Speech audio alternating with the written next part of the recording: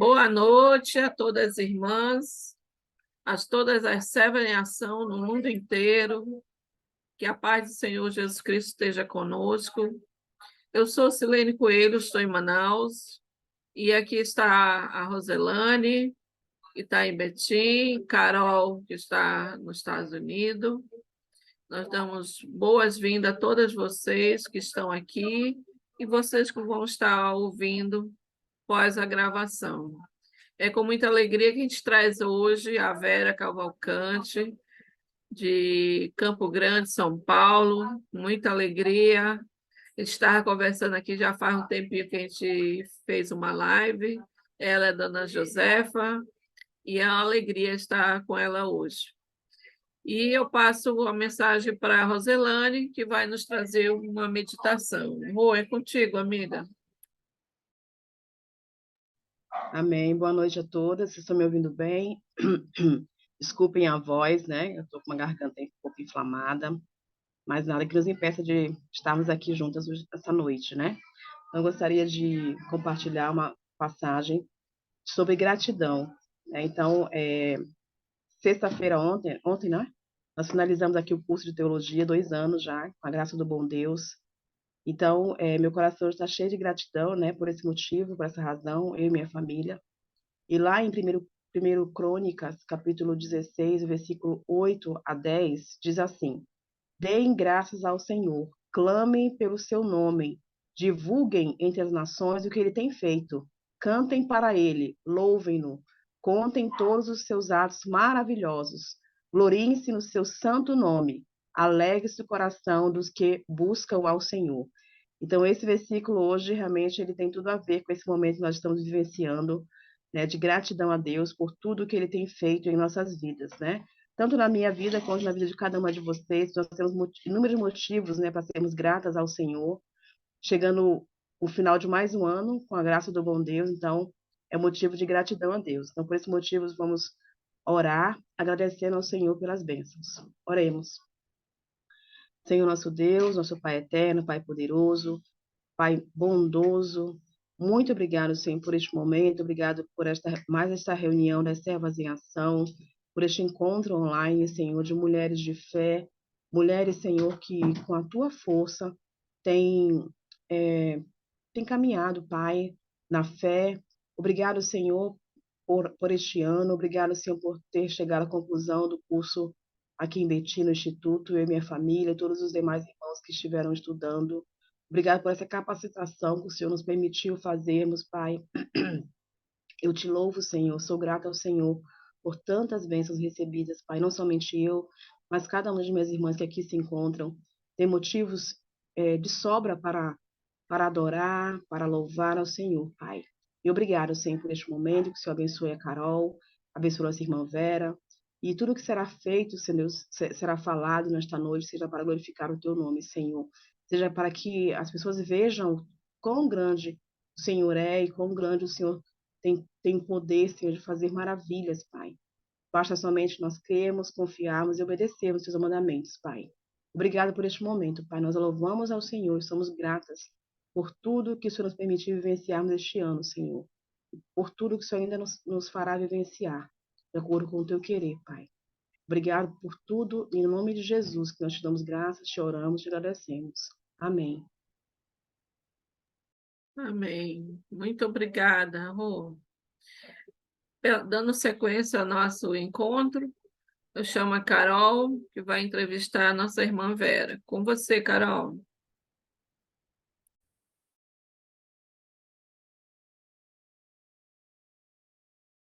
Liga o som, vocês duas. Nós temos um prazer hoje de ouvir um pouco da história da vida de Vera Cavalcante.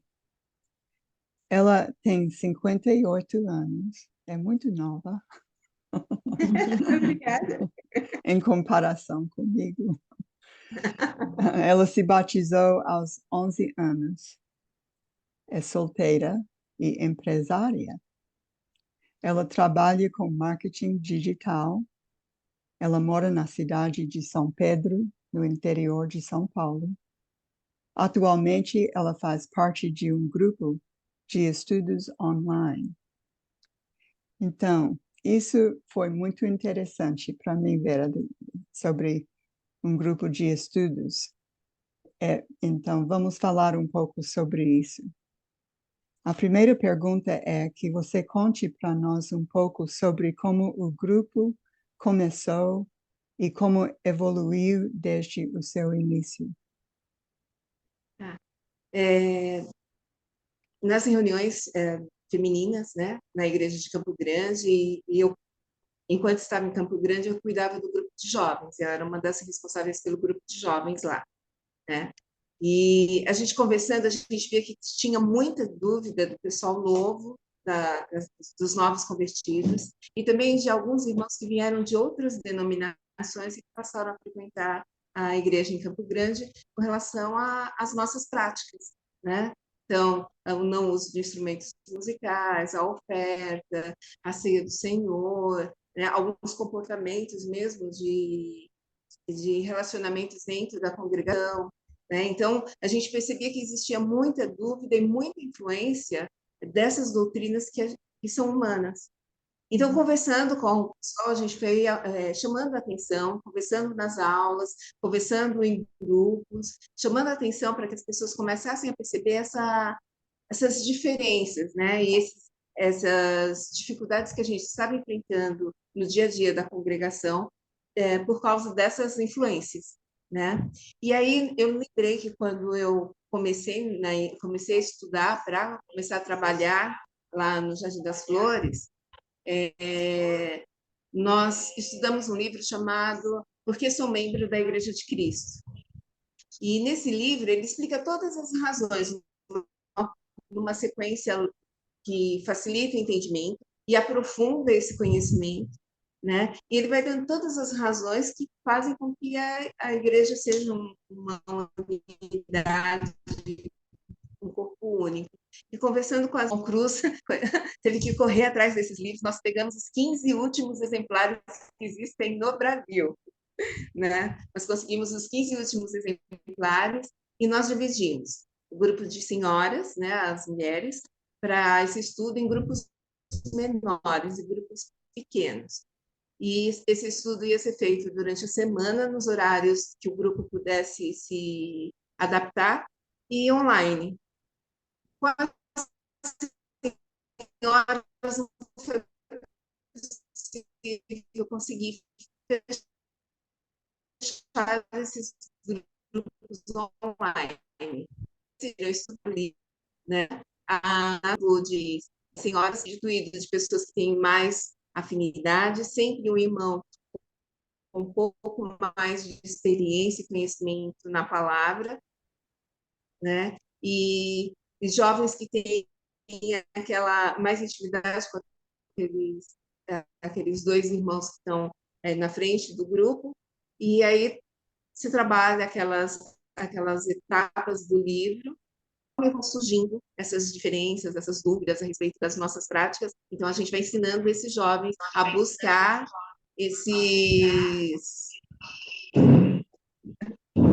a gente vai ensinando esses jovens a buscar na Bíblia as respostas. Então, nós não entregamos a resposta pronta, né? A gente faz o que eles pensam. Então, dúvidas tipo, o coral, é certo ter coral, né? Não é errado ter coral? Outra, por que a mulher não pode ser diaconisa?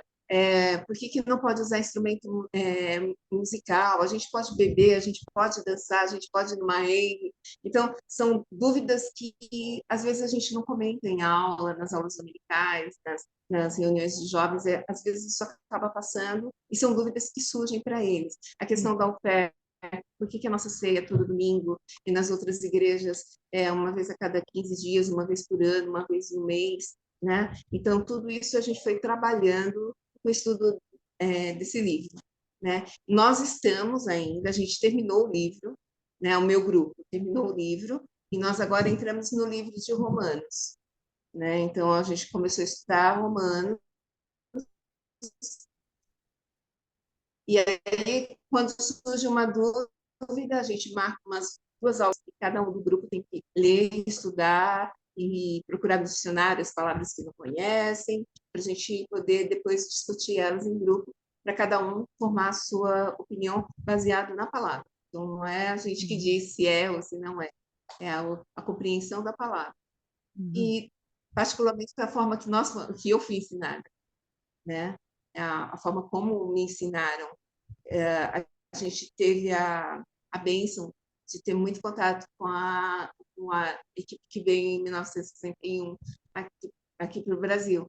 Então, nós fomos educados por ele, eu e a minha família, nós fomos educados por eles, e nós estudamos junto com eles, e trabalhamos junto com eles nas igrejas de Campo Grande, Jardim das Flores. Então, a gente está tentando reproduzir esse tipo de trabalho novamente lá em Campo Grande, né? Ótimo. Eu acho que você já deu a resposta à segunda pergunta, e que é qual é o propósito, o objetivo desses estudos em grupo. E eu acho que o que você falou é que vocês estão tentando tirar dúvidas sobre desentendimentos, talvez, das interpretações da Bíblia, da própria Bíblia. E eu entendo, você falou que vocês têm muitas pessoas que estão vindo de denominações para o grupo, para Isso. buscar respostas. Explique-nos como você trabalha com aquelas pessoas que têm muitas crenças que são muito diferentes das nossas nas igrejas de Cristo. E a segunda parte daquela pergunta foi sobre qual currículo ou livro você usa, e falou também isso. Isso. Um, Que é, a gente porque até eu sou conversando membro da Igreja de Cristo. com o João Cruz. Uhum. Isso. Mas O João com Cruz falou, não, pessoas eu vou das fazer uma nova edição. com as Desculpa. pessoas das denominações, eu acho que temos que tomar muito cuidado com elas para Isso. e tratar de uma maneira muito gentil e para que o diálogo possa continuar.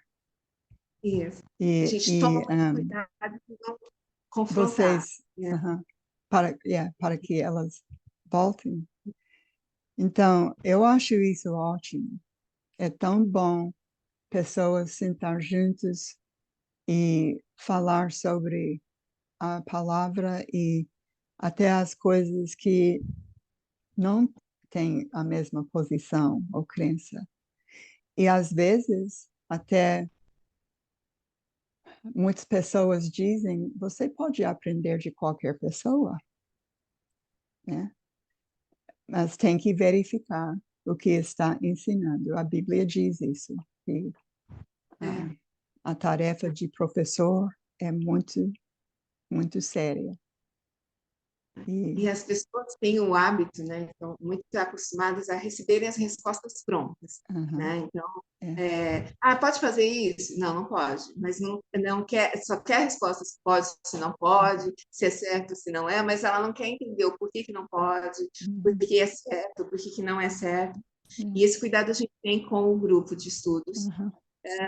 Como a gente tem, como os grupos são feitos com uma certa afinidade entre os participantes, então a gente sabe quem veio de outra denominação, conhece um pouco das dúvidas dessas pessoas, então a gente procura trabalhar isso sem colocar a pessoa em evidência, né? Então, conforme a gente vai trabalhando as passagens, a gente vai lendo, perguntando o que eles entenderam dali, buscando outras palavras, outras passagens que reforçam aquilo que a passagem principal está dizendo, né? E aí a gente vai começando a perguntar para a pessoa, o que você está entendendo daí, o que você... às vezes, a própria pessoa fala, nossa, eu não entendi assim, eu entendi assim, assim, agora eu entendo. Então, não é uma coisa como se nós estivéssemos dizendo que está errado. A gente está mostrando que a Bíblia fala e a gente procura deixar isso bem claro. Não somos nós que estamos falando, é a palavra que está falando e você está lendo ali. O que você leu ali, o que você entendeu disso que você está lendo.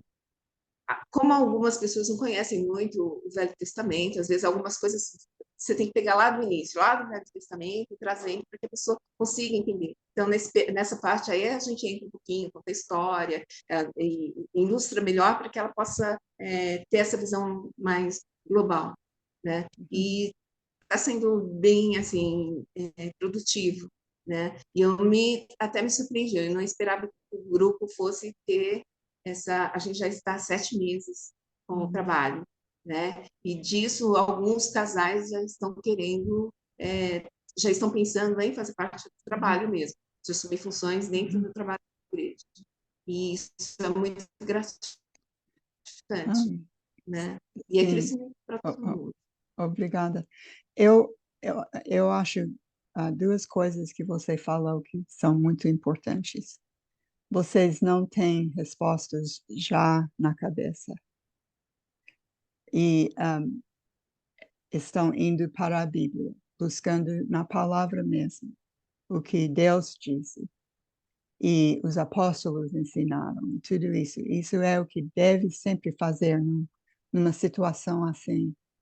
Outra coisa que ajuda em trabalhar com pessoas de denominações é saber um pouco do que eles ensinam naquela denominação, para que você possa se preparar para responder às perguntas ao respeito dessas coisas também. Então, muito bom. A última pergunta é: você poderia nos contar sobre os resultados que observou nos participantes por meio desses estudos? Com os estudos, algumas coisas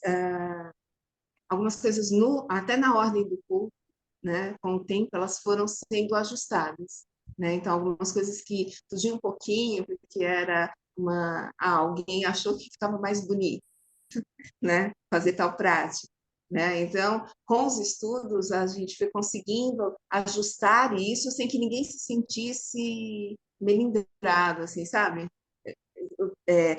Porque não, irmãos, a gente não vai fazer tal coisa porque não tem um embasamento bíblico, né? Tudo que a gente faz aqui é com embasamento bíblico, não existe embasamento para isso, vamos estudar sobre isso. Então, algumas práticas no culto, elas foram sendo ajustadas a partir desses estudos, né?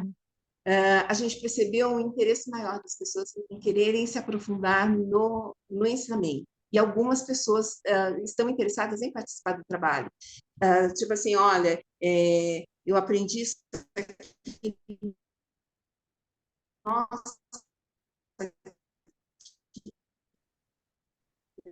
nossa, eu não sabia disso, eu preciso falar isso. Olha quanta coisa eu preciso falar. Então, a gente percebeu que algumas pessoas, principalmente jovens, começaram a querer saber mais e se envolver, né? Então, o combinado é 1 hora, então a gente é muito criterioso com o horário. Mas às vezes a gente está às 10, 15 para as 11, né? Porque depois que termina o estudo, o pessoal ainda quer conversar e quer perguntar, e isso é muito gratificante, né? Então, Deus tem abençoado bastante e nos ajudado, nossa, a entender muito a palavra de falar. Então, a gente está coordenando o grupo, a gente tem aprendido muito. Porque a gente também tem que ir buscar muita coisa, né? Porque às vezes a gente também, com o tempo, a gente sabe que mas você já não lembra mais em que local está na Bíblia, em que passagem que está, então você tem que voltar e procurar tudo isso para reforçar esses ensinamentos, né? Então, é muito gratificante, né? Eu espero em Deus que a gente possa fazer com que os grupos cresçam e multipliquem, e outras igrejas E se espalhem também, porque as pessoas que estão estudando com vocês agora podem começar outros grupos de estudo. E assim, é uma coisa que continua. Que bom. Eu gosto muito dessa ideia de abrir a Bíblia e falar e responder ou tentar buscar as respostas. E é bem fácil dizer quando alguém perguntar uma coisa que você não tem nenhuma ideia como responder, dizer, não, eu preciso fazer mais estudos sobre isso. Podemos falar sobre isso na próxima reunião? E daí, que vem, Pessoas que elas veem, tem interesse. Então, pra gente muito conversar, obrigada, Vera. Foi né? ótimo. Que Tomara bom. que alguém que está escutando está pensando, eu gostaria de fazer isso também. E iniciar um grupo onde elas estão. Vamos orar Né? por isso. Amém. Amém. Muito obrigada. Nada, imagina. Obrigada, Vera. Então, vamos dar sequência. Só compartilhando aqui as fotinhas que a Vera mandou da família. A Esses são família os grande seus são os meus irmãos, irmãos. isso, meus irmãos, meus cunhados e o sobrinho. Ai, que legal. E aqui é as Né? mulheradas que você falou, as A mulheradas. mulherada. São as filhas, as noras, a sobrinha, a irmã. E todo mundo querendo tirar foto aí, né? Eu tava vendo. Que legal, irmão. Muito bonito. Todo mundo em Cristo. Com exceção da minha tia, todo mundo em Cristo. Ai, que ótimo, graças a Deus. Daqui a pouco É, a gente dá mais espaço para você fazer sua mensagem, tá bom? tá bom. Vamos falar um pouco do nosso ministério de evangelização no mundo e atualmente no Brasil e nas capitais que não têm Igreja de Cristo. O Colheita Brasil é um ministério de vários irmãos. Muitas de nós estamos empenhadas nisso e queremos convidar a outras pessoas também a vir junto conosco para a gente alcançar de imediato essas capitais que ainda não têm a Igreja de Cristo, como Rio Branco, Porto Velho, Macapá e Goiânia. Então, nós pedimos esse apelo. Nós temos o grupo de mulheres que são empenhadas, são amigas do Colheita Brasil, são mulheres que estão sempre se envolvendo, buscando fazer alguma coisa para a gente alcançar nossos objetivos. Nós temos também essa nossa logo, que é Amigas, é amar, motivar, imitar, glorificar, apoiar e semear. A gente chama força-tarefa porque as mulheres sempre estão na frente das atividades. A gente tem um papel muito grande para ajudar os homens a desenvolver os ministérios. Então, peço o apelo de todos vocês. Nós estamos cheios de graça, né? Com uma semana de gratidão. Nós, até esse mês de novembro passado, já alcançamos o valor de R$ 80.979,10, iniciando uma nova campanha, né, para o Colheita Brasil. Nós vamos para a quinta etapa e nós temos já a Teresina, todo mundo já, quem está no Colheita Brasil já sabe que foi a primeira capital que a gente levou a Igreja de Cristo, e lá temos já uma congregação, e essas ofertas vai para ajudar os obreiros que estão lá. E nós temos também Boa Vista, que foi este ano. Também nós já temos uma congregação boa e o dinheiro vai diretamente para ajudar os obreiros a desenvolver os trabalhos lá.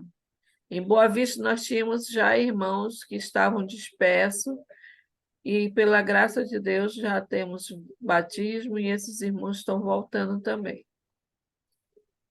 Então, nós estamos na reta para a segunda, levar ainda este ano de 2024, duas capitais, talvez, se o dinheiro chegar em nossas mãos e os obreiros estarem disponíveis, vamos estar orando, está sendo já fomentado tudo isso. Se Deus nos abençoar e os irmãos abraçarem, né?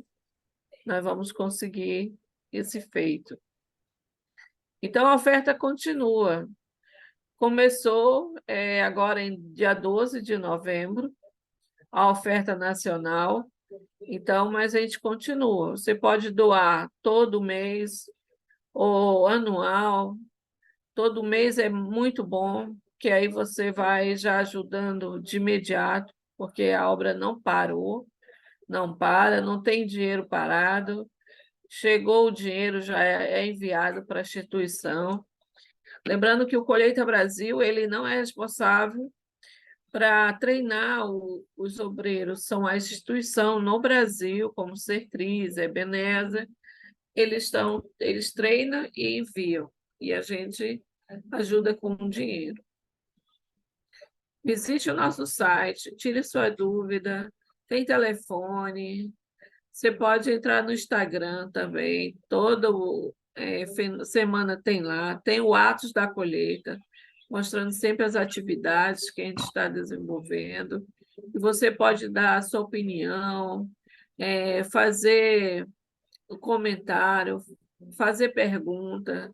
Não dê ouvido às pessoas que falam coisas que não conhece, procura saber diretamente conosco o que você precisar.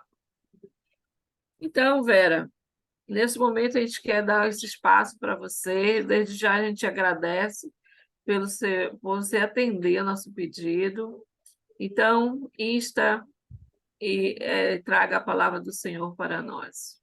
Obrigada, hein? Eu fico muito feliz pelo convite, né? O título é O Poder Oculto do Seu Dedo Mindinho, né? É bem um título curioso, assim, né? Mas antes de começar, eu gostaria de fazer uma oração, tá?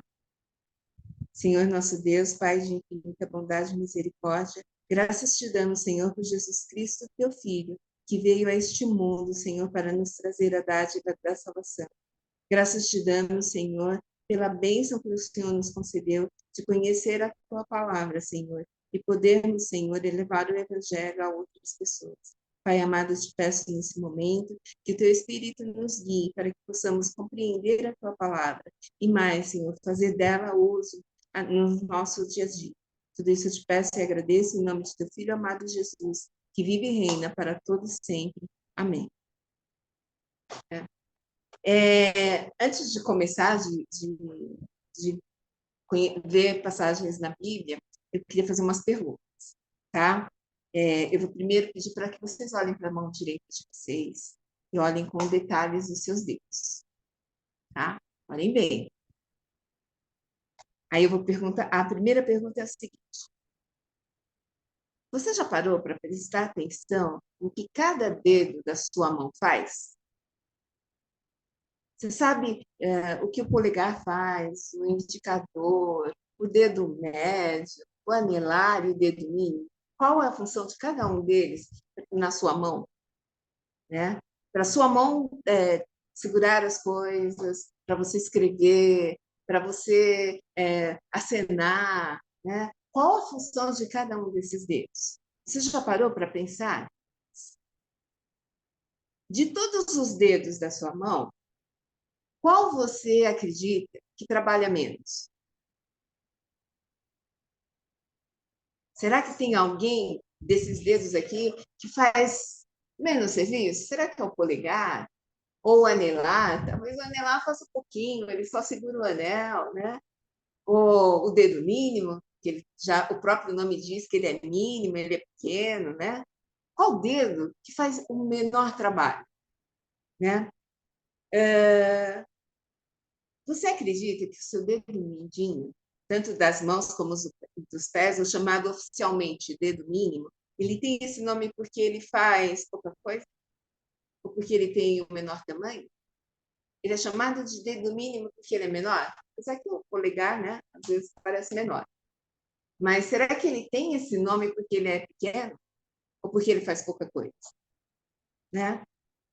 Uma situação bem hipotética. Eu fiz aqui com a minha cunhada. Falei assim, eu preciso de um dedo seu. Qual você vai me dar? Ela, nenhum. Né? Eu preciso de um dedo.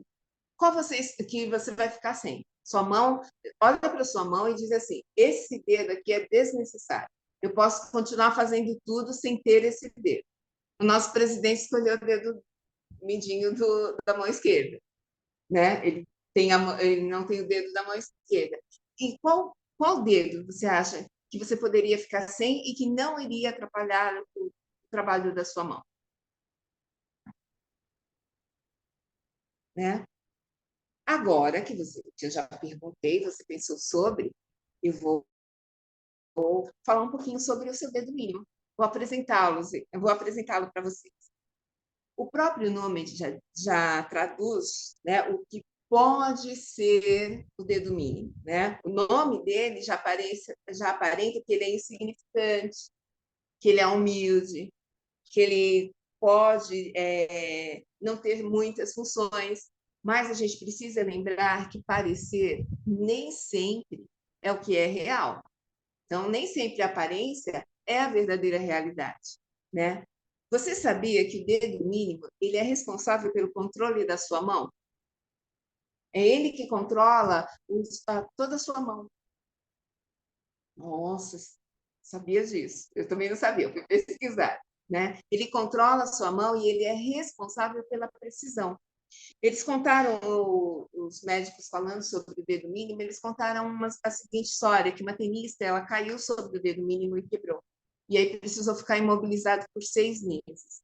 E depois ela teve que passar por um período de fisioterapia para que ele voltasse a funcionar. E nesse período ela ia fazer os treinos de tênis e ela não conseguia controlar a tacada da raquete por falta porque o dedo mínimo dela estava imobilizado. Ela não conseguia fazer esse controle, né? Ele é responsável pelos movimentos precisos e velozes, né? E ele parece tão lá embaixo, nossa, como é que ele controla? Mas ele é responsável por esse controle. O dedo mínimo, junto com o seu dedo anelar, eles são responsáveis por 50% da força da sua mão. Acho que todo mundo já brincou quando era criança de fechar a mão e falar assim: ah, tenta abrir minha mão. Você tentar abrir o polegar, sua mão continua fechada. Se você conseguir puxar o polegar da pessoa, a mão ainda continua fechada, ela ainda tem força para você manter os outros dedos juntos. Mas se você levantar o dedo mínimo, acabou a força da sua mão. E se você puxar ele mais para trás, o anelar vem junto. E aí você não segura mais nada, né? Por quê? Porque o dedo mínimo ele está ligado ao dedo anelar, né? Então a força da sua mão está na união desses dois dedos, tá? No caso dos pés, o seu dedo mínimo ele não foi criado para ficar quebrando na quina do sofá, né? Ele não foi feito só para bater na quina do sofá. Ele é o primeiro dedo que toca no chão quando você pisa. E ele é responsável pelo impulso para caminhar. Né? Olha aí. Ele parece tão pequenininho, tão desajeitado. E você sabia que tem um detalhe curioso? A maioria das pessoas quebra o dedo mínimo do pé ou da mão e às vezes nem sabe que quebrou. Sabe por quê? Porque quando ele quebra, ele incha e ele não dói. Vou dar um exemplo da dona Josefa aqui. Um dia eu chego do trabalho e está a dona Josefa sentada na escada, né? Brincando com o dedinho mínimo do pé dela. Aí eu, mãe, o que aconteceu? Aí ela balançava o dedinho do pé para todas as direções, rodava ela. Ah, não sei, eu topei o dedinho aqui na escada e ele ficou assim, mole, não doía, mas estava totalmente quebrado, né? Então, já prova aí o que os cientistas, né, os médicos falam a respeito do dedo mínimo. Ele não dói, ele sofre, mas ele não dói, né? Ele não reclama, tá? E por que nós estamos falando do dedo mínimo? Né? Por que ele é o tema da nossa aula hoje? Porque nós vamos ler 1 Coríntios 12, capítulo 12. Não vou ler o capítulo todo, porque ele é extenso, né? A nossa aula é tempo reduzido, mas eu vou aconselhar vocês, irmãs, que depois da nossa aula, leiam 1 Coríntios, o capítulo todo 12, com atenção e cuidado, para, se ficar alguma dúvida, para dirimir. E para aprofundar, leiam também Romanos 12, de 1 a 8, e Efésios 4, de 1 a 16.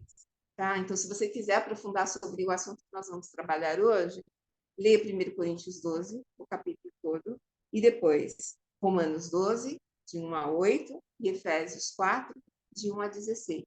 Existem outras passagens que também falam sobre o mesmo assunto, mas essas dão um complemento, uma ideia bem correta a respeito do tema, tá? Eu vou pedir que vocês, se vocês tiverem Bíblia, abram em Efésios capítulo 4, tá?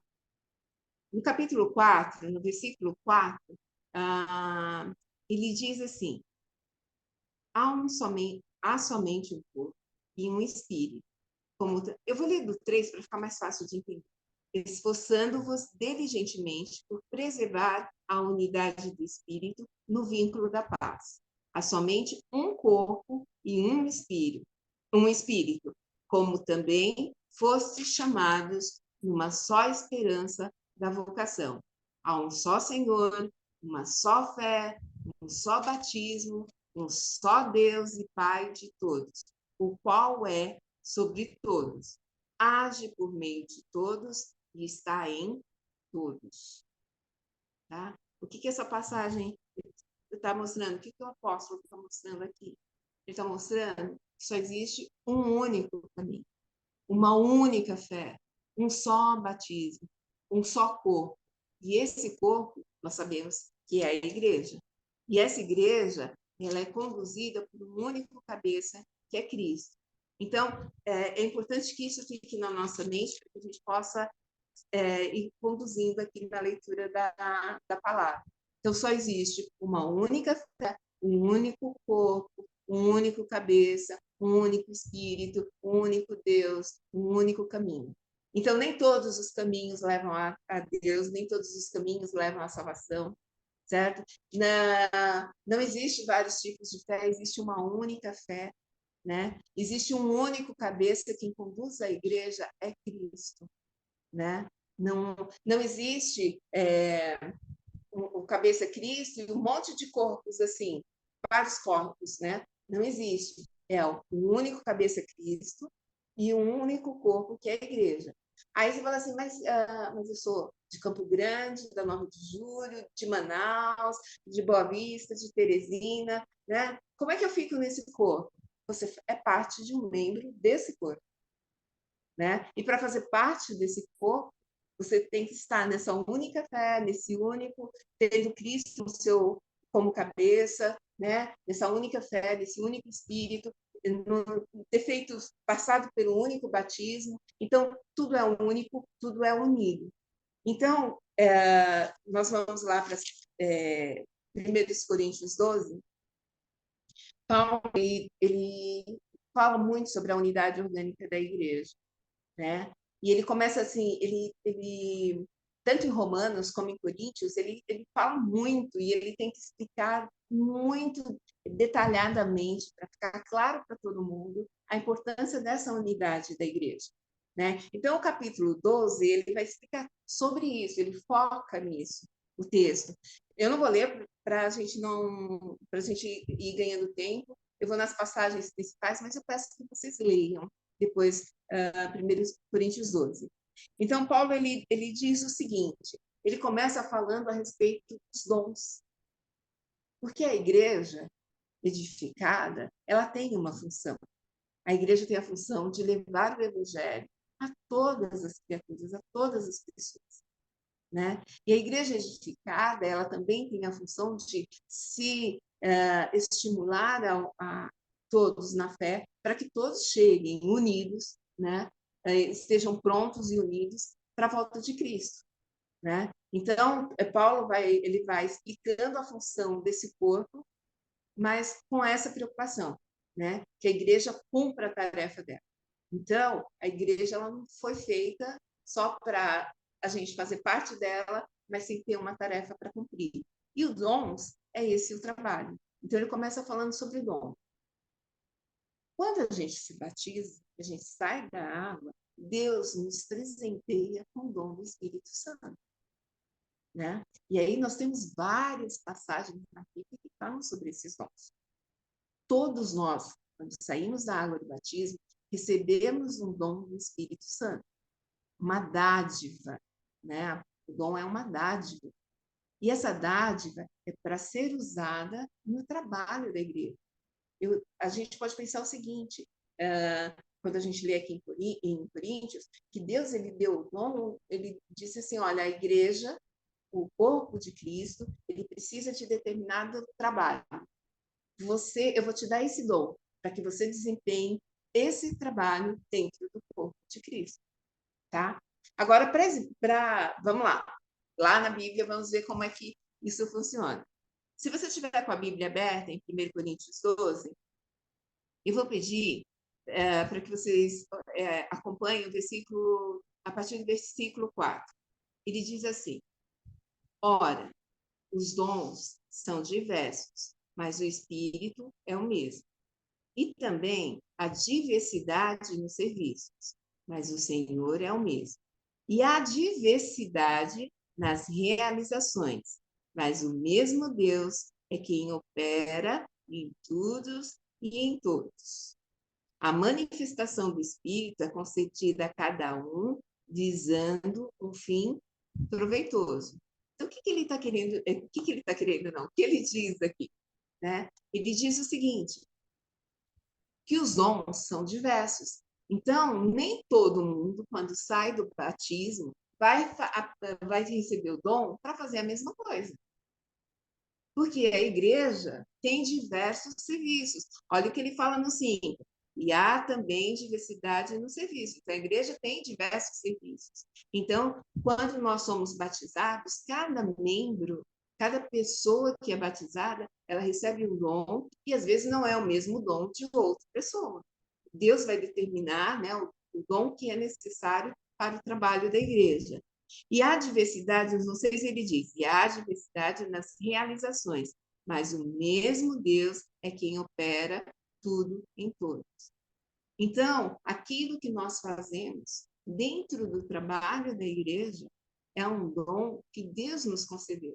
Às vezes a gente tem até mais de um, né? No final desse capítulo, vocês vão ver que ele fala assim, ó, procure com zelo os melhores dons. Procura com zelo aquilo que você faz melhor, né? Dentro do trabalho. E Deus, ele vai, cada pessoa que entrou tem o seu dom. Se eu ainda não achei o meu, Vera, você ainda não achou o seu dom? Vera, você tem que participar do trabalho, tem que se prontificar a fazer coisas dentro do trabalho. Por quê? Porque os outros irmãos, a partir do momento que você está trabalhando, os outros irmãos vão também te ajudar a identificar aquilo que você faz bem, que você faz melhor, para agradar a Deus. Nossa, gente, nós recebemos de Deus, né? Um dom, olha, um presente, assim que a gente renasceu, né? Uma nova vida, nós já começamos a nova vida com presente, olha só, que maravilha, né? E por que Paulo fala sobre isso? Porque ele vai falar sobre a unidade da igreja, né? Então, ele primeiro precisa que a gente entenda que nós temos uma função dentro do corpo de Cristo, né? Aí no 12, ele ainda fala o seguinte, no versículo 8, ele diz assim, porque a um é dado mediante o Espírito a palavra de sabedoria, ao outro, segundo o mesmo Espírito, a palavra de conhecimento, ao outro, no mesmo Espírito, a fé, ao outro, no mesmo Espírito, dons de curar, ao outro, operações de milagres, ao outro, profecia, ao outro, discernimento de espíritos, a uma variedade de línguas, a outra, capacidade de interpretá-las, mas ele está mostrando uma diversidade de espíritos. Algumas funções já não existem mais atualmente, né, na nossa atualidade. Mas aí ele completa. Mas um só e o mesmo Espírito realiza todas estas coisas, distribuindo como lhe apraz a cada um individualmente. Olha aqui, né? Então, é Deus, né, o mesmo Espírito, que concede para nós os dons. E olha que importante, é Ele que realiza todas essas coisas. Então, aquilo que eu faço dentro do trabalho é um dom que Deus me deu. Não sou eu, não é a Vera, é Deus agindo. Então, toda a glória e toda a honra é dele, porque é o Espírito agindo, né? Ele me concedeu essa capacidade. Então, toda honra e glória é dele, não é minha. Eu não teria essa capacidade. Eu não seria capaz disso, porque a minha carne iria prejudicar o meu trabalho, né? Mas o dom do Espírito, quando a gente se deixa guiar por ele, a gente desempenha o trabalho correto dentro da igreja. É evidente que cada pessoa tem suas características e essas características vão favorecer o desempenho dessas atividades, tá? Aí Paulo, a partir do versículo 12, ele começa a falar de forma macro, do corpo da igreja, de forma macro. Então, falando assim, olha, o olho não pode dizer que ele é mais importante, o ouvido não pode dizer que ele é mais importante, todos são importantes. Então, se a gente for pensar em congregações, todas as congregações que formam a Igreja de Cristo, elas são importantes. As que estão aqui no Brasil, as que estão fora do Brasil. Aqui, por exemplo, em Rio Claro, aqui pertinho, tem uma congregação da Igreja de Cristo na casa de uma irmã. São 5 pessoas. Eu posso dizer que essa congregação não é importante para o corpo de Cristo? Ela parece tão fraquinha, tão pequenininha, né? Não, ela é importante. Olha o que Paulo fala no versículo 22. Ele diz assim, primeiro eu vou ler o 21 para falar que uma parte do corpo não pode dizer do outro, né? Não podem os olhos dizer à mão, não precisamos de ti, nem ainda a cabeça dizer aos pés, não preciso de vós. Pelo contrário, os membros do corpo que parecem ser mais fracos são necessários. Vamos lá para o nosso dedo mindinho? Imagina o seguinte, a sua congregação é a mão no corpo de Cristo, certo? E aí você vai fazer uma função de um desses dedos aqui. Aí o polegar pode dizer para o mindinho, mindinho, você não segura nada, você não escreve nada, não protege ninguém direito, está desprotegido aí na ponta, se machuca com facilidade. Você é dispensável, não preciso de você. Ele está dizendo que não, que aquele que parece mais fraco são necessários. E aí ele continua, e fala assim, e os que nos parecem menos dignos do corpo, a estes damos muito mais honra. Vou repetir, e os que nos parecem menos dignos no corpo, a estes damos muito mais honra. Também os que em nós não são decorosos, essa função aqui, esse trabalho aqui não é muito legal, né? Não é muito bom, né? Não, nossa, que simplesinho, né?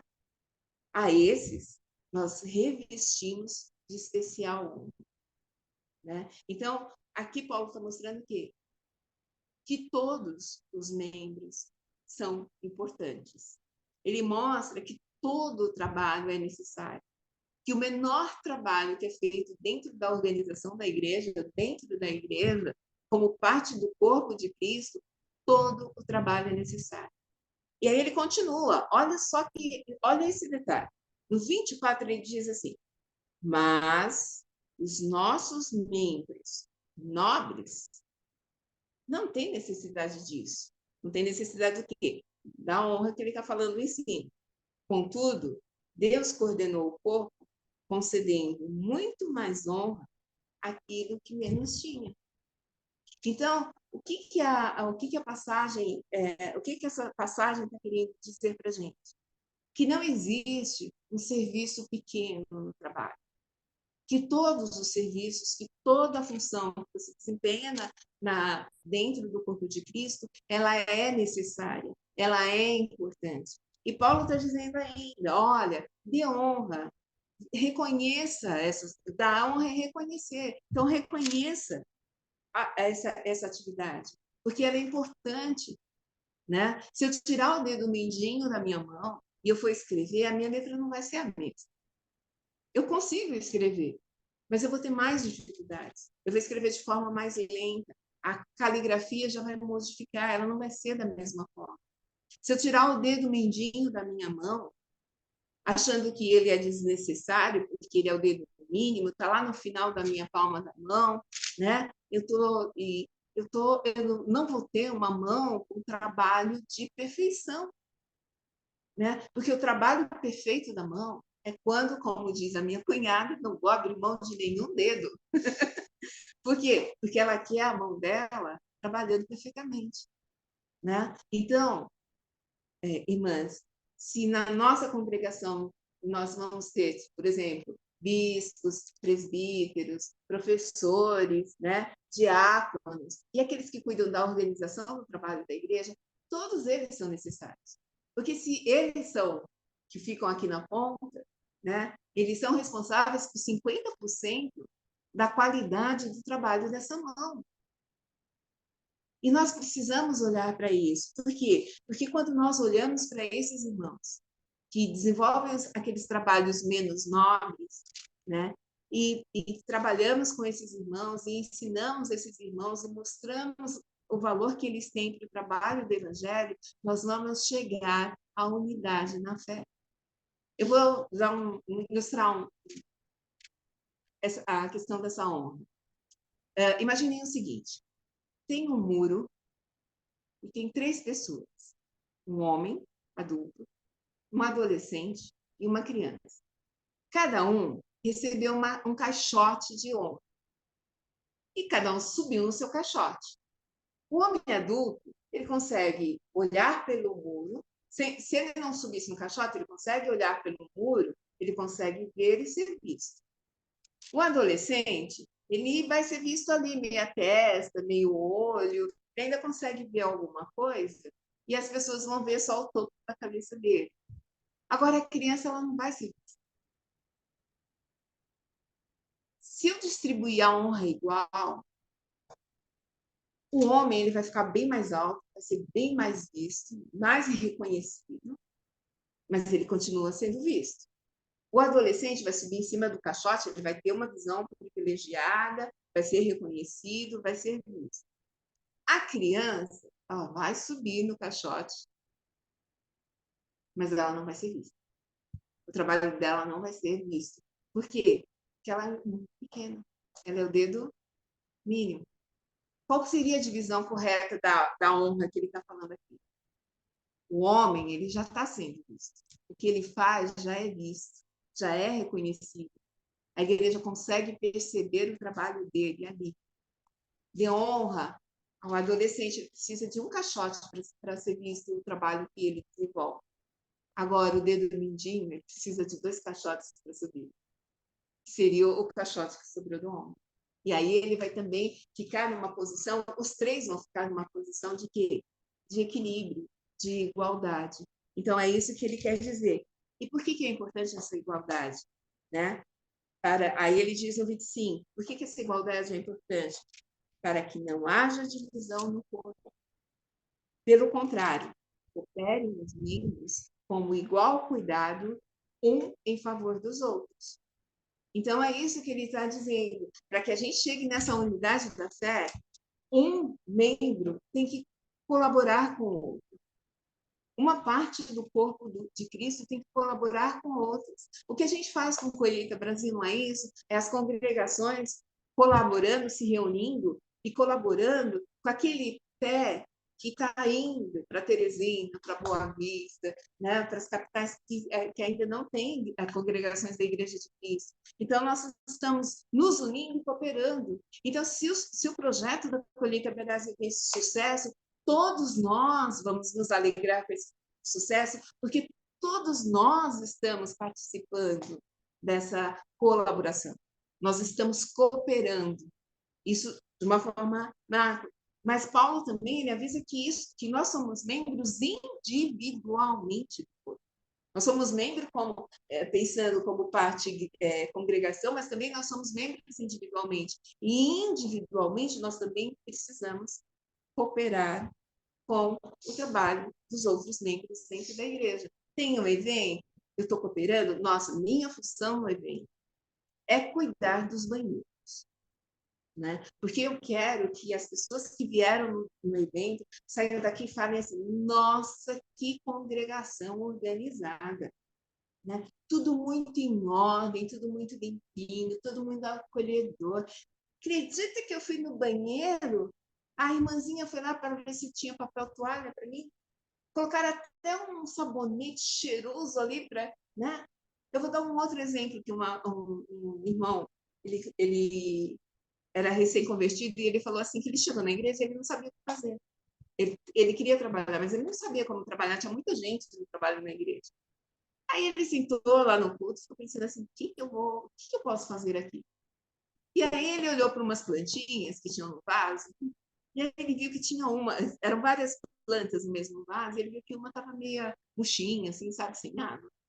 Aí quando terminou o culto, ele foi lá, pegou água, chegou lá no vaso, colocou água nela, e já aproveitou e olhou os outros vasos da igreja e agora. Ele ficou vários anos na igreja, chegando mais cedo para cuidar das plantas que estavam decorando o prédio, o ambiente. Né? Hoje ele já é evangelista e tal, e ele fala que quando a gente quer produzir, a gente não precisa produzir com destaque, mas esse tempo que ele ficou aguando as plantas, ele chegava mais cedo, ele tinha mais contato com os irmãos, ele participava de todas as aulas. Então, essa função de aguar as plantas, que era a única função que ele tinha, que pode parecer insignificante, dá para dispensar alguém aguando planta na igreja? Pode até falar, dá, né? Dá para dispensar. Mas essa função de aguar fortaleceu e ajudou esse irmão a aprender mais sobre a palavra, porque ele procurava ir várias vezes na igreja para manter essas plantas viçosas. Né? Isso é só um exemplo prático, na verdade. Tá? Quando a gente lê no versículo 11, né, ele diz que Deus, a gente não pode esquecer que esse dom ele é dado por Deus. Então, se o meu dom, eu olho para os irmãos, eu acho que o meu dom é pequenininho, né? Lembra de uma coisa, ele não é pequeno, porque foi Deus que te deu. Foi Deus que escolheu esse dom para você. E pode ser que no decorrer do seu tempo na congregação, você vá crescendo, né? E seus dons vão mudando. Então, você começou fazendo uma determinada... Quando eu comecei como auxiliar de classe na escola infantil, né? Então, às vezes a gente começa com uma tarefa que pode não ter muita significância, mas é o tempo que eu preciso para ir aprimorando o meu conhecimento da palavra. Lembre-se que Paulo falava assim, eu me faço de fraco para os fracos, me faço de forte com os fortes. O que ele fazia com os fracos? Porque ele podia se aproximar e ajudar essa pessoa a ampliar o seu conhecimento a respeito da palavra. Né? Então, esse reconhecimento do trabalho do dedo mínimo na congregação, ele é importante porque essas pessoas elas precisam chegar na mesma unidade de fé dos dedos mais nobres da mão, tá? E por que precisa disso, né? Por que Deus quer que a igreja ande unida nessa união orgânica, né? Por quê? Porque o objetivo da igreja é único e ele precisa ser cumprido em qualquer lugar que a igreja esteja, né? Em qualquer lugar que a congregação se reúne, ela tem uma tarefa a cumprir, né? Não existe um cristão sem função, sem dom, tá? Não existe isso. Todos nós temos um dom, né? Eu vou pedir para, se vocês puderem abrir em Efésios 4, no versículo 12, ele explica por que nós precisamos dessa unidade, né? Ele mesmo, eu vou ler o 11, ele diz assim, ele mesmo concedeu uns para apóstolos, outros para profetas, outros para evangelistas, outros para pastores e mestres, com vistas ao aperfeiçoamento dos santos para o desempenho do seu serviço, para a edificação do corpo de Cristo. Então, cada função, cada dom que nós recebemos, ele é importante para ajudar, para aperfeiçoar os santos, para que a gente seja aperfeiçoado, para que a gente possa desempenhar o nosso serviço, E o nosso serviço tem que ter um proveito, como diz lá em 1 Coríntios 12. Tem que ter um proveito. E qual é o proveito? A edificação do corpo de Cristo. Né? Para quê? Para que todos cheguemos na unidade da fé. Aí no versículo 13. Até que todos cheguemos à unidade de fé, do pleno conhecimento do Filho de Deus, a perfeita varonilidade, à medida da estatura da plenitude de Cristo. Então, o que nós precisamos chegar como igreja? Né? Nós precisamos chegar nessa unidade de fé, entendendo que aqui a igreja só tem um cabeça, que é Cristo. E o que nós precisamos seguir está aqui na Bíblia. Então, eu preciso conhecer o que está escrito na Bíblia. E eu preciso dos meus irmãos para me aperfeiçoar nesse conhecimento. Porque só existe um caminho que leva à salvação. Porque só existe um único Deus, uma única fé, um único batismo. Então, a gente precisa ser aperfeiçoado nisso para que a igreja cumpra a sua função. Né? Quando ele fala assim, a perfeita varonilidade de Cristo, ele está falando assim, entender que Cristo como cabeça é a coisa mais perfeita. Cristo é o cabeça, a igreja é o corpo, e isso é perfeito. Né? E quando a gente entra na estatura da plenitude de Cristo, é entender todo esse amor de Deus por nós, todo esse conhecimento que nos faz permanecer firmes nessa caminhada. E qual a consequência quando nós não chegamos se a gente não chegar nessa unidade? Por que é importante essa unidade? Ele vai mostrar qual a consequência. No próprio capítulo 4, ele fala no versículo 14. Por que eu preciso dessa unidade? Para que não sejamos como meninos, agitados de um lado para o outro e levados ao redor por todo vento de doutrina, pela artimanha dos homens, pela astúcia com que induzem ao erro. Eu vou ler de novo, tá bom? Ó, vou ler lá o 13 de novo, né? Ó, ele diz o quê? Que todos esses dons são para aperfeiçoamento dos santos, para o desempenho do seu serviço, para a edificação do corpo de Cristo, para que todos, até que todos cheguemos à unidade da fé. Fé é muito além de acreditar naquilo que a gente não vê, ela vai mais além. Fé, ela vem do conhecimento. Quanto mais eu conheço a palavra, maior vai ser a minha fé. E a unidade nessa fé é a partir do momento que todos têm conhecimento. Conhecimento do quê? Da perfeita varonilidade de Cristo, da estrutura da plenitude de Cristo. Para quê? Para que não mais sejamos como meninos, agitados de um lado para o outro e levados ao redor por todo vento de doutrina, pela artimanha dos homens e pela astúcia com que induzem ao erro. É isso que está acontecendo na nossa época. Aconteceu no passado, lá em Coríntios, né? Mas também está acontecendo fortemente na nossa época. E por quê? Porque essa unidade da fé ela precisa acontecer. E como é que ela acontece? Quando eu reconheço que eu tenho um trabalho dentro da igreja, que pode não ser um trabalho de destaque, mas que esse trabalho é necessário e que, enquanto eu desenvolvo esse trabalho com a cooperação dos meus irmãos, eu vou crescendo no conhecimento e na fé. E quando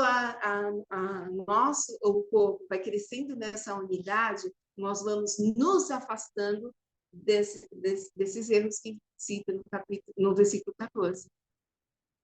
Certo? Né?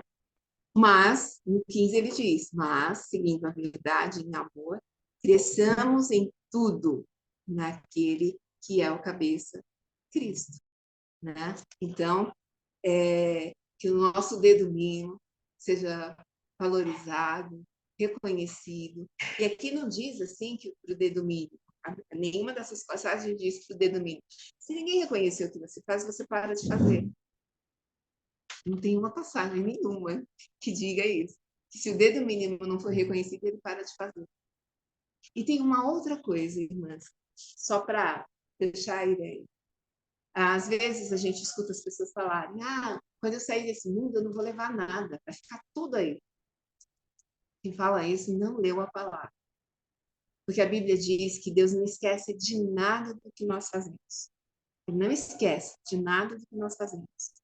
E quando nós saímos deste mundo, dessa vida terrena, o que nos acompanham são as nossas obras. Tá? E lembrem-se, o apóstolo Paulo ele finaliza o capítulo 12 de 1 Coríntios com a seguinte orientação: procure seus melhores dons. Que Deus nos abençoe e que continuemos firmes no trabalho dele. Obrigada, irmãs. Que lindo, muito obrigada, Vera. Nossa, vou dar mais valor no meu dedo mindinho, viu? Vou até enfeitar ele.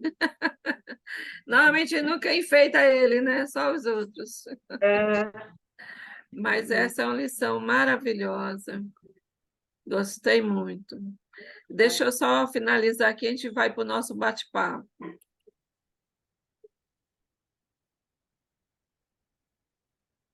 Quero levantar novamente a ajuda para nossa irmã Urânia, que está precisando adquirir mais uma perna para ela ficar mais locomover melhor, né? Ela já faz um trabalho muito bom em Betim e vamos continuar ajudando as irmãs, tá? E também quero deixar aqui o meu contato, se vocês querem entrar em contato. A gente também atende sobre o Colheita Brasil e as Servas em Ações, tá? Agora a gente vai para o nosso bate-papo. Quero abrir para as irmãs fazer comentário e quero fazer logo o meu comentário. Achei muito lindo a sua aula, Vera, e me fez lembrar uma coisa que às vezes a gente não dá valor ao trabalho de outra pessoa, achando que não é interessante para mim, mas como a palavra de Efésios diz, para o nosso crescimento, né?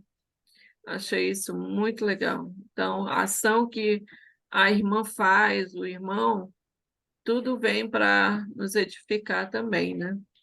Isso é muito importante. Muito legal.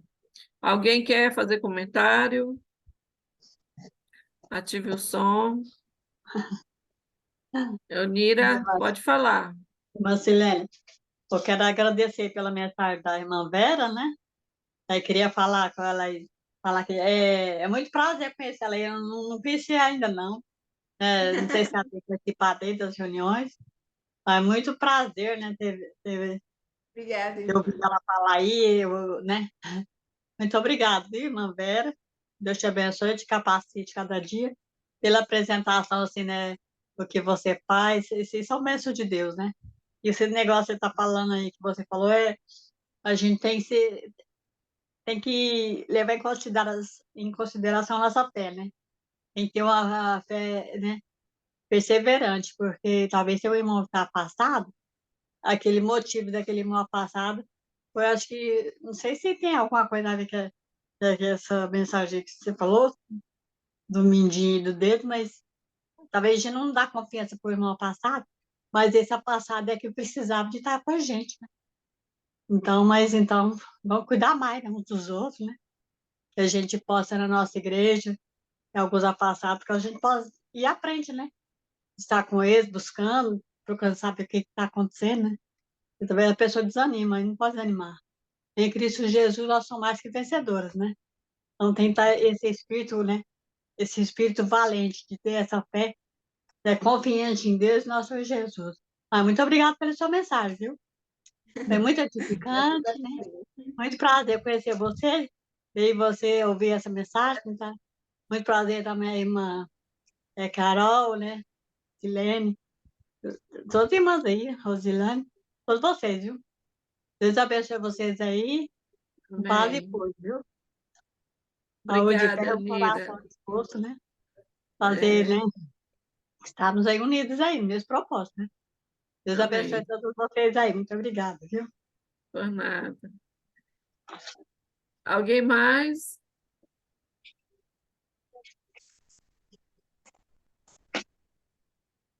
Pode ativar seu som. Desculpe, gente.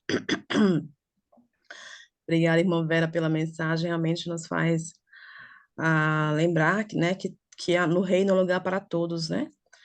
Que, independente da sua condição, Deus dá capacidade a todos, né? Ninguém pode dizer assim, eu não posso, eu não sei fazer nada, não presto para nada, não sirvo para nada. Serve porque Deus nos criou um objetivo, né, com um propósito. E então, realmente, eu lembro também quando eu me batizei, que eu tinha 12 anos quando eu me batizei, e eu comecei a servir no Ministério Infantil, 14, né, como auxiliar na sala dos pequenos, né, 3 a 4 anos. E hoje, graças ao Senhor, tenho uma experiência, né, com as crianças, com os pré-adolescentes, com adolescentes, com as mulheres, né. Eu gosto muito de falar com as jovens, né. E, assim, hoje eu reconheço que não é de mim, né, é de Deus mesmo, que Ele nos capacita, né. Às vezes você fala assim, eu não sei fazer nada, mas se você se colocar à disposição, Deus vai te capacitar, né, Deus vai te dar todas as condições, as ferramentas que você precisa para usar no reino. E realmente, todo o trabalho no reino tem valor, seja da limpeza do prédio, seja o mínimo que você faz, né? E você falou a questão da limpeza, da organização, do banheiro, enfim, de várias formas nós podemos servir, né? Então, às vezes as pessoas se sentem incapazes, porque às vezes não se coloca à disposição, né? Então, quando você coloca à disposição, você vai descobrir o seu dom, mas se você não se colocar à disposição, você não vai saber nunca para que você serve, né? Todos têm a sua utilidade, né? Assim como os dedos das mãos, né? Eu não sabia que a importância do dedo mindinho, agora eu já sei, né? E realmente, como a Dulciane falou, eu tentei decorar. É o menos decoroso, né, dos dedos é esse, né? Você não coloca nada dentro, né? Mas realmente a palavra de Deus está aí, mano, para nos mostrar de que realmente cada um tem o seu dom, Deus deu capacidade para cada um, né? Basta se esmerar no fazer, né? E Deus vai capacitando mais ainda. Então, realmente, hoje eu posso dizer realmente que se eu não me envolvesse, se eu não me colocasse à disposição, eu não saberia até hoje qual seria meu dom.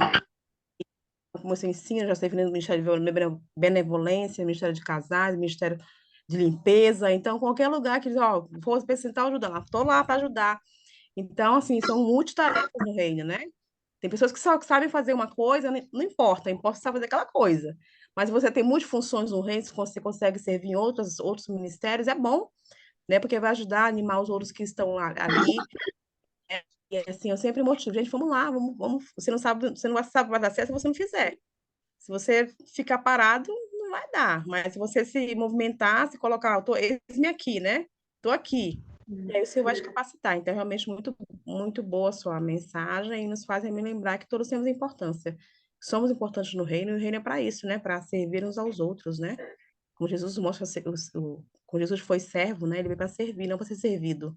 Então, nós estamos para servir nossos irmãos, né? A igreja, e possamos nos colocar à disposição mesmo para continuar servindo com amor, né? Não por obrigação, não com peso, né? Mas com gratidão, né? Com louvor, né? E porque tudo vem dele, né? E é para ele, né? Que nós fazemos, não é para nossa glória, mas para a glória dele. Obrigada, Vera, pela mensagem. Deus te abençoe sempre, minha irmã.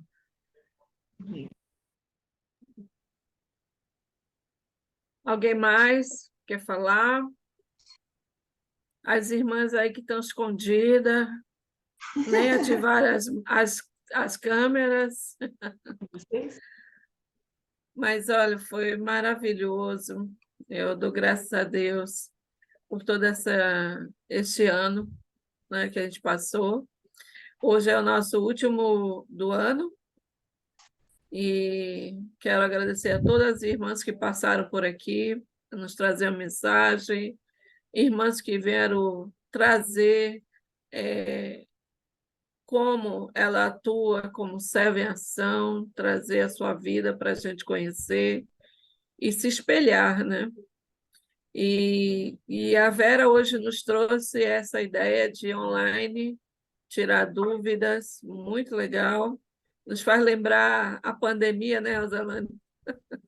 que a gente fazia muito os estudos, e eu dou graças a Deus por isso.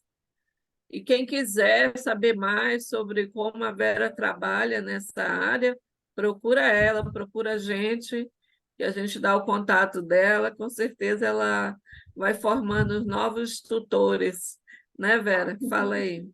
Sim, se quiserem saber como, porque a gente fez um projeto, então, tanto com as mulheres, né, com a reunião feminina, como os jovens. Então, se vocês depois quiserem, a gente pode estar compartilhando também, tá? Eu estou aí no grupo das servas, então tá fácil de deixar meu contato aí, podem ficar à vontade, tá? É.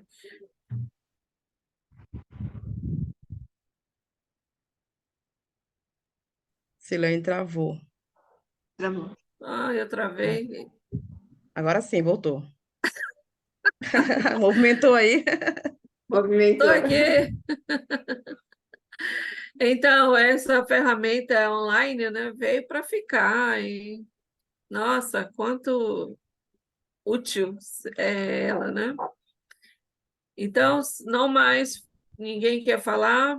Já agradeço, Vera, Roselane, Obrigada. Carol, pelo apoio. Amém. Vamos 2024 junto. Vamos Amém. agendar de novo, Vera, para você Por aparecer. favor. Não sumir muito. Não, assim que a gente estabilizar aqui as nossas mudanças, aí a gente volta com toda a pompa aqui, com todo o trabalho. Oba, oba. Eu vi a irmã Judite aparecer ali na câmera da Ruth Cedro, não é isso?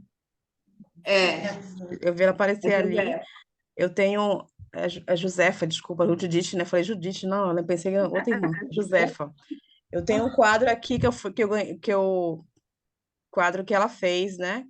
Do leilão do Olha Colheita aí, Brasil. Josefa. Do leilão. Tá escondido ali na parede, ali, porque agora eu tô com Foi um ela quadro de que roupa ali. não tem conseguido. Mas eu nunca esqueço, ela aparecia ali, ó, ela ali. Tô vendo ela aqui, a dona Josefa. Tá linda, Quando eu olho para ali, Josefa. eu lembro dela, viu? Essa família aí abençoada. Viu? Muito lindo o seu trabalho, Deus continue abençoando aí. Continua pintando aqui, né? Nossa, Continua que pintando, pai. trabalho, muito lindo esse trabalho dela. É um dom, né? Talento de Deus. Dom, né? Dom. Perdão. Um abraço, querida Josefa. Interrompendo a gravação, muito obrigada.